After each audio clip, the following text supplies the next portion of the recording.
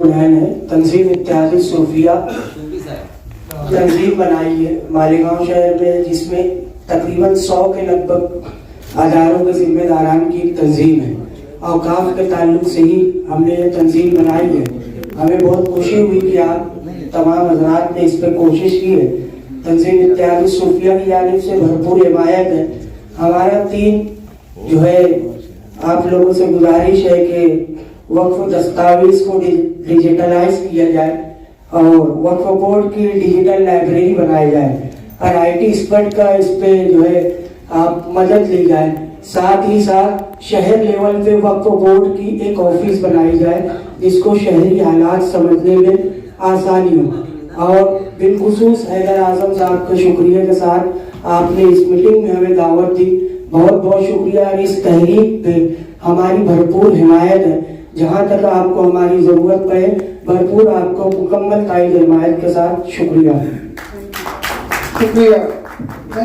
नाम सुना होगा आपने मालेगांव, और लगभग वो 98% मुस्लिम आबादी वाला शहर है और वहाँ पे बहुत सारे मदरसे बड़े बड़े और बहुत सारे एजुकेशनल इंस्टीट्यूशन है जहाँ पे माइनॉरिटी के स्पेशली मुस्लिम बच्चे जाकर के पढ़ाई करते हैं और तालीम हासिल करते हैं। अस्सलामु अलैकुम वरहमतुल्लाहि वबरकातुहू। तंजीम इत्तेहाद सूफिया मालेगांव का वफ़द आज मोरखा 13 जून 2023 को मुंबई में सह्याद्री स्टेट गेस्ट हाउस में पहुंचा है। हैदर आज़म साहब और शब्बीर अंसारी साहब की दावत पर अक़लियती उमूर की वज़ीर मरकज़ी वज़ीर मोहतरमा स्मृति ईरानी साहिबा के 2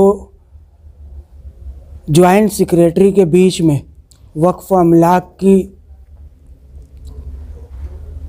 मसाइल के ताल्लुक़ से बातचीत करने के लिए पूरे महाराष्ट्र से वक्फ़ अमलाक के ट्रस्टियान ज़िम्मेदारान की मीटिंग बुलाई, जिसमें तंजीम इत्तेहाद सूफिया को भी दावत दी, जिसकी नुमाइंदगी करने के लिए हमारे साथ में सूफ़ी मोहम्मद रमज़ान चिश्ती साहब, मोहम्मद रमज़ान मोहम्मद अब्बास साहब और दीगर रुफ़क़ाए कार शामिल है। हमारे मुतालबात में हमने जो मुतालबा रखा वो सबसे पहले ये रहा कि वक्फ़ दस्तावेज़ को डिजिटल किया जाए और वक्फ बोर्ड की डिजिटल लाइब्रेरी बनाई जाए और IT प्रैक्टिस के ज़रिए इसकी मदद ली जाए। और दूसरे मुतालबात में ये रहा कि जो इससे पहले 2019 में BJP गवर्नमेंट ने सर्वे कराया और वो सर्वे किसी को मालूम किसी को नहीं मालूम, फिर भी 93,000 हेक्टेयर ज़मीन डिक्लेयर की। हमारा मुतालबा ये है कि इसे शफ़ाफ़ तरीके से जो है इसे सर्वे किया जाए और इसे डिक्लेयर किया जाए कि वक्फ़ अमलाक की ज़मीन महाराष्ट्र में कितनी है और कहाँ पे है और इसे डिजिटलाइज तौर पे शो की जाए। और दूसरा मुतालबा ये रहा कि वक्फ़ अमलाक के ताल्लुक़ से शहर वाइज भी ऑफिस का क़याम किया जाए और वक्फ़ बोर्ड में स्टाफ को बढ़ाया जाए। इन तमाम मुतालबात को सुनते हुए वज़ीर अक़लियती उमूर जनाब स्मृति ईरानी के दोनों जॉइंट सेक्रेटरी ने इसे पॉइंट किया और इसे जल्द से जल्द पूरा करने के लिए यकीनी बनाया है। शुक्रिया। नमस्कार और आदाब सबको। मेरे को फरवरी में हज का चार्ज मिला तो मेरे को ये लगा कि मेरे से, क्योंकि मेरे को ज़्यादा हज के बारे में मालूम नहीं था, तो मेरे को एक ही लगा कि मेरे से कोई गलती ना हो जाए। तो मैंने अपनी पूरे दिल से शिद्दत से कोशिश की कि मैं अच्छी तरह से कर पाऊँ।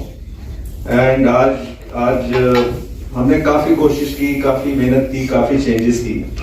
एक चीज़ मैंने जो महसूस की कि बातचीत करने की ज़्यादा ज़रूरत है, क्योंकि गवर्नमेंट अगर चाहती भी है और जो चेंज करती भी है, आइडिया यही है कि उसको इम्प्रूवमेंट किया जाए, बट आप लोगों को वो पहुंचना चाहिए।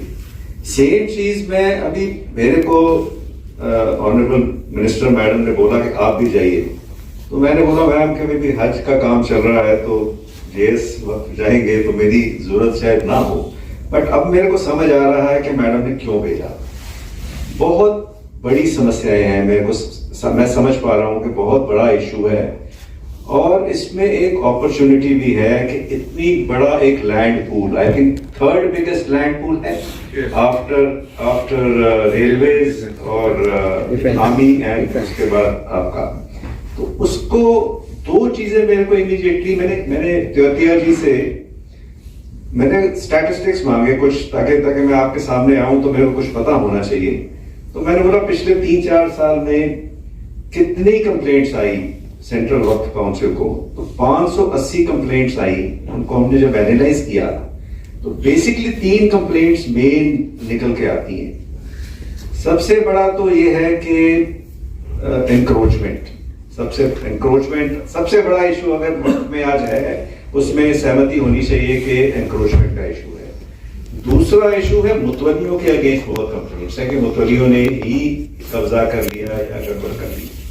और तीसरा है जो आपने बार बार बोला कि जो आपकी स्टेट हज कमेटी है, सीईओ है, वो ही जो है जो एंटी वक्फ काम करे, मतलब कि कम्युनिटी के लिए काम करने की जगह उनके अगेंस्ट काम कर रहे हैं, तो आप उनके इंटरेस्ट के अगेंस्ट काम कर रहे हैं। तो ये 3 चीजें बहुत क्लियर निकल के आई।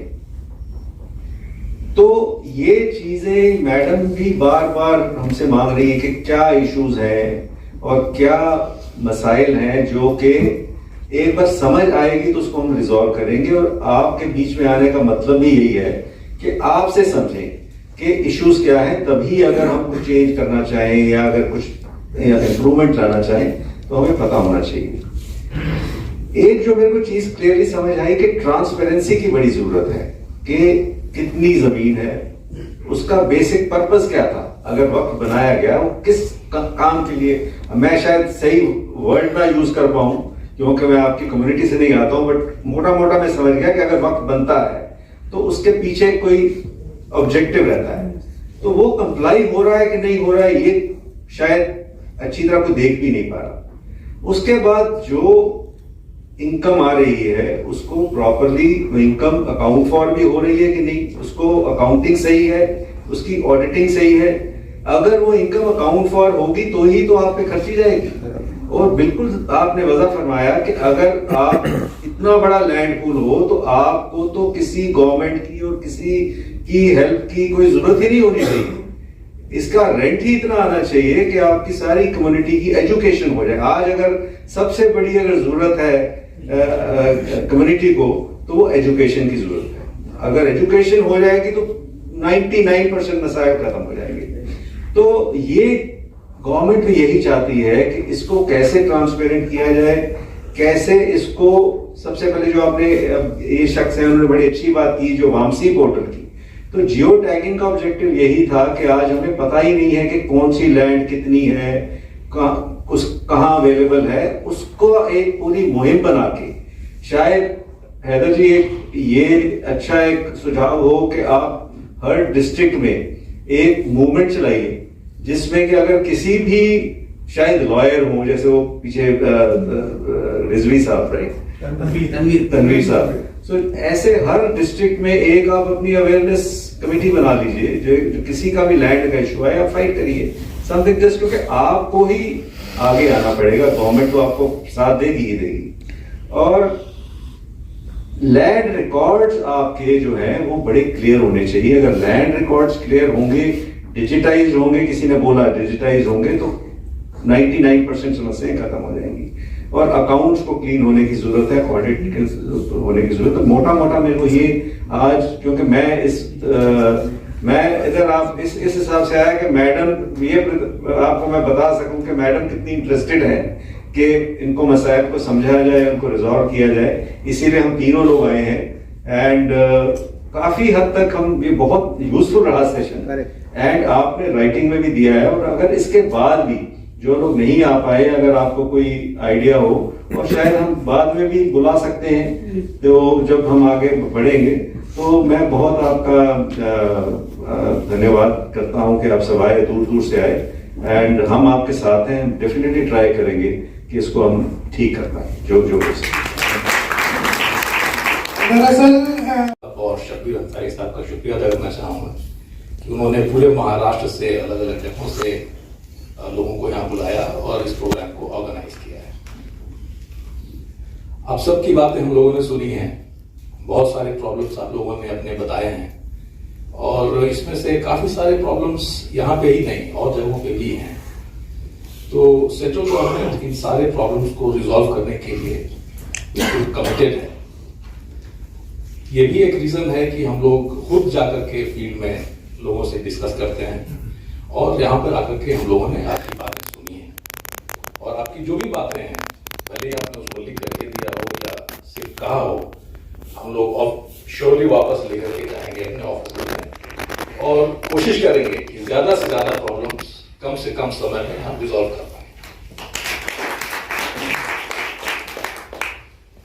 बहुत सारे प्रॉब्लम्स आप लोगों ने हमें बताए, जिसमें कि एनक्रोचमेंट एक बहुत बड़ा प्रॉब्लम है और ये बहुत ही अजीब सी बात है कि जहां पर हजारों लाखों एकड़ जमीन जिस कम्युनिटी के पास हैं, विरासत में मिले हैं, उसके होने के बावजूद भी आजकल मस्जिदों में चंदा होता है, लोग 10 रुपए, 20 रुपए, 50 रुपए जमा करते हैं, तो उससे मस्जिद का मेंटेनेंस होता है, कब्रिस्तान का मेंटेनेंस होता है। ये बड़े अफसोस की बात है। इतनी ज्यादा जमीन ऐसे प्राइम लोकेशंस पे मौजूद है जिनका अगर सही ढंग से इस्तेमाल किया जाए तो मुझे लगता है कि कम्युनिटी के सारे बच्चे अच्छे स्कूलों में पढ़ सकते हैं। तो एक तरफ तो सरकार पूरी कोशिश करेगी कि ये सारे प्रॉब्लम्स को हम रिजॉल्व करें जल्दी से जल्दी, लेकिन इसमें आप लोगों के मदद की भी बहुत जरूरत है।